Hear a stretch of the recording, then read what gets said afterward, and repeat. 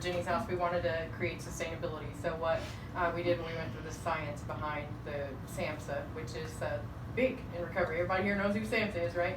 SAMHSA has 4 pillars for long-term recovery: housing, health, community, and purpose. Okay, and so everything we did in writing the programming here is going to help support those 4 long-term pillars of recovery for the ladies. We're going to have life skills that help them to learn up to and including like learning landlord and tenants rights, making meals, buying groceries, having support groups, recovery groups in the house, AANA in the house, people from Families Forever in the home regularly every week to make sure things are going okay. And so initially at referral, there is initial screening, right? We don't just want we want you to know ahead of time, who can I refer to Jenny's House, right? So there will be initial screening. There will be a set of criteria that you know is admissible, and then there'll be a set of criteria that would actually disqualify from admission to the house, right? Things like severe mental illness that's like uncontrolled, right?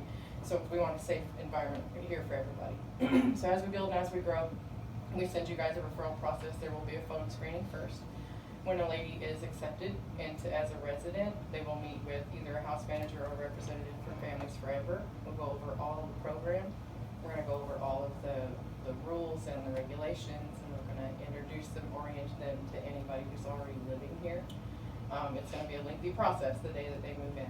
All their laundry has to be done before it can be moved in. There's a lot of small little things that happen that day. During the first 7 days, we don't really expect anything more than house meetings, compliance with probation or whatever meetings they have, and then we want to get them set up with a substance use assessment, like an overall, what are the holistic needs of this individual. Once we have that substance use assessment, there will be an individualized plan for each woman in the house that also implements those treatment recommendations into the programming that she'll have as part of her residency here. Does that make sense? In the beginning stages at Jenny's House, up to about $200, they can do community service. That first month, they may not be able to have that job. They may not be able to sustain a job right now. And so in those first time that they're here in that initial stages, they can do community service up to $200 to help cover the cost of rent and things. And so there's small things that are written into the policy that are there to help support them. And then the whole model of recovery in the programming is the social model of recovery. The idea behind it is it's a community. Recovery is a community. It's not just Jenny's House. It's not just Families Forever.